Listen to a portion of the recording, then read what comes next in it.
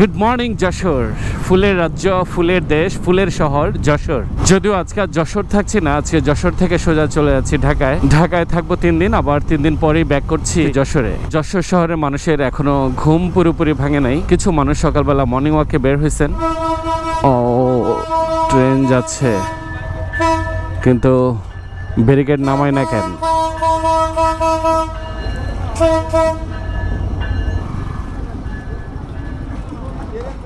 Barricade পার হয়ে মনে হচ্ছে ট্রেনের মধ্যে ঢুকে দিবে অবস্থা। এই ট্রেনের নিচ দিয়ে যাবে নাকি?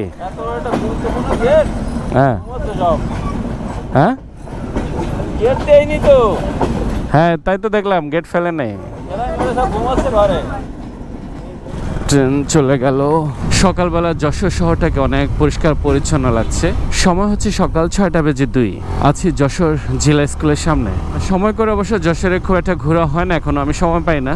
গোলচত্বর ঘুরে হাতের ডানে যে মানুষজন হাঁটতে বের হয়েছেন, সকালবেলা একটু এক্সারসাইজ সেরে নিচ্ছেন। অ্যান্ড শহরের ভিতর থেকে সূর্যের আলো একটু উকিঝুঁকি দিচ্ছে, যদিও পুরোপুরি সূর্য এখনো উঠে নাই। এনিওয়েজ, হাতের ডানে যাব, যেহেতু মনিয়ার হয়ে বের হয়ে যাব। এই রাস্তায় দুপুর কিংবা শেষ বিকেলে মোটামুটি ভালোই জ্যাম থাকে, প্রচুর অটোরিকশা এবং অন্যান্য গাড়ির চাপ থাকে। হয়তো সকালবেলা বলে লাকিলি আমি খালি পেয়ে গেছি। চলে আসছি মনিহার। মনিহার থেকে নড়াইল ধরে ঢাকার উদ্দেশ্যে। এখান থেকে দেখাচ্ছে 170 কিলোমিটার এবং পদ্মা ব্রিজ যশোর থেকে 125 কিলোমিটার। ফরিদপুর বা ভাঙ্গা এলাকায় গেলে আই হোপ ঢাকায় যেতে আর খুব বেশি একটা সময় লাগবে না।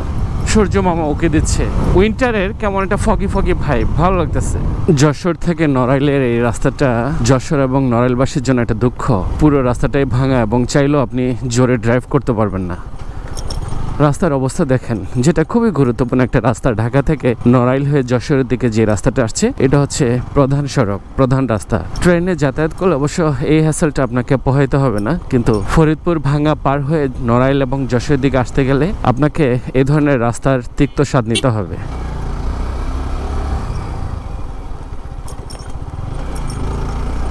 চলে আসছে ক্রিকেট লিজেন্ড মাশরাফির এলাকা নড়াইলে। নড়াইল সদর এলাকায় একদমই ফাঁকা এবং ছিমছাম রাস্তা। এই মোচরকে কি বলে ঠিক জানি না, কিন্তু ঢাকার রাস্তা কোন দিকে গেছে? সম্ভবত হাতের ডান দিকে।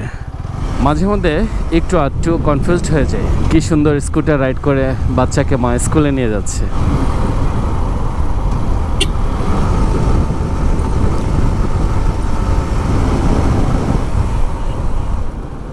Thank you. পুলিশের সিগন্যাল যেহেতু দিল, উদ্ভট জায়গায় থামতে তো হবে। পুলিশকে একটু সহযোগিতা করে দেখি কি বলতে চান। ওয়ালাইকুম আসসালাম। হারুন ভাই, ভালো আছেন? দেশে বাড়ি কই ভাই? নোয়াখালী। কোথায় পড়ছে? হাতিয়াতে। ওহো, আপনি তো অনেক দূরের এলাকার মানুষ। তাহলে আপনি উল্টা পাল্টা এলাকায় পোস্টিং হলো কিভাবে আপনার? ওইখানে। আচ্ছা আচ্ছা, হ্যাঁ, দোয়া রাখেন ভাই। আচ্ছা যাক, আমাকে সতর্ক করলেন, থ্যাংক ইউ সো মাচ। ভালো থাকেন জি, আসসালামু আলাইকুম। চলে আসছি ভাঙ্গায়, ফরিদপুরের ভাঙ্গায়। এখান থেকে ভাঙ্গা মাওয়া ঢাকা এক্সপ্রেসওয়ে শুরু। সুন্দর একটা রাস্তায় উঠে গেলাম। অনেকক্ষণ পরে, বেশ দীর্ঘ সময় পর একটু শান্তি লাগতেছে, ভালো লাগতেছে, কারণ এক্সপ্রেসওয়ে মানে একটা অন্যরকম অনুভূতি, অন্যরকম শান্তি। এখান থেকে অ্যাটলিস্ট একটু ঢাকা পর্যন্ত শান্তিতে যাইতে পারবো।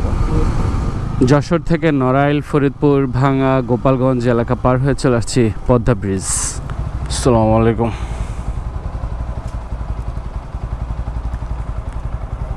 পড়ে গেল। বাইকের জন্য সেই পুরনো লেন, সার্ভিস লেন ধরে পদ্মা সেতুতে উঠতে হয়। এটা অবশ্য বাইকেরই ভালো, বাইকের জন্য আমি বলবো এটা একটা সেফটি। দূর থেকে পদ্মা ব্রিজের ভিউটাও দেখতে সুন্দর লাগতেছে, এবং এর আশপাশ যে এলাকা আছে এটাও বেশ চমৎকার লাগতেছে দেখতে। এত সুন্দর চমৎকার একটা সেতু বাংলাদেশের বুকে, এটা আসলে প্রাউড ফিল করার মতো, গর্ব করার মতো। উত্তাল পদ্মা নদী, কত চওড়া, কত বিশাল এই নদীর বুক। এই নদীর ইলিশ সারা বাংলাদেশ ব্যাপী জনপ্রিয়। এখানে একটু হালকা করে টি ব্রেক দেই। সামনে একটা দোকান আছে, একটু চা খেয়ে নেই। ছোট্ট একটা টি ব্রেক দিলাম এখানে চায়ের দোকানে। পদ্মা সেতু পার হয়ে হাতের বায়ে এই টং দোকানে চা খেলাম, দেন আবার জার্নি শুরু। যেহেতু লং জার্নি, মাঝের অবশ্য বেশ কয়েকবার ব্রেক দিছি, ওইগুলো হয়তো ফটোগ্রাফি বা ছোট ছোট ভিডিওগ্রাফির জন্য বিভিন্ন জায়গায় স্লো করছি, 2-4-5 মিনিট দাঁড়াইছি। এটা অবশ্য আমার পুরনো স্বভাব, যখনই বাইক রাইড করি তখনই রাস্তার পাশে বিভিন্ন জায়গায় কোনো ভালো কিছু দেখলে, চোখের দেখা কোনো কিছু ভালো লাগলে সেখানে আমি দাঁড়াই, ভিডিও করি বা ছবি তুলি। যেহেতু ঢাকার কাছাকাছি চলে আসছি, হয়তো আর অল্প কিছু সময় লাগবে আমার গন্তব্যে পৌঁছতে। পোস্তখোলা ব্রিজ পার হয়ে ঢুকে গেলাম ঢাকার দিকে, উঠে গেলাম মেয়র হানি ফ্লাইওভার। ঢাকায় ঢোকার পরপরই আকাশ কেমন ক্লাউডি, যদিও পুরো রাস্তায় সানি একটা ওয়েদার ছিল এবং কোনো রকম প্যারাটেরা খাই নাই, কিন্তু ঢাকার আকাশ দেখে মনে হচ্ছে যে কোনো সময় বৃষ্টি নামতে পারে। যশোর থেকে রওনা হয়েছিলাম সকাল 6টার দিকে, এখন বাজে 9:30, অলমোস্ট 3.5 ঘন্টা লেগে গেছে। 3-4 জায়গায় ওভারঅল আধা ঘন্টার একটা ব্রেক ছিল, সে অর্থে বলা যায় নন স্টপ রাইডিং করলে হয়তো 3 ঘন্টা সময় লাগবে। মেয়র হানি ফ্লাইওভার পার হয়ে উঠে গেলাম ডেমরা এক্সপ্রেসওয়েতে।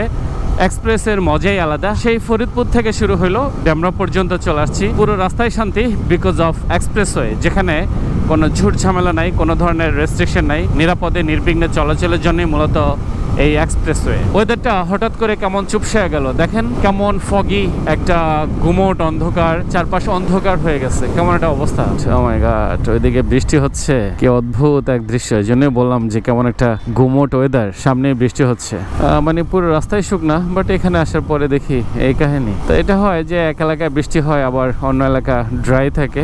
আপনাদের কাছ থেকে বিদায় নেওয়ার সময় হয়ে এলো। আপনারা কাছে দূরে যে যেখানে আছেন, যে অবস্থায় আছেন, প্রত্যেকের জন্য অনেক অনেক শুভকামনা রইল। প্রত্যেকেই ভালো থাকেন, সুস্থ এবং নিরাপদ থাকেন। আল্লাহ হাফেজ।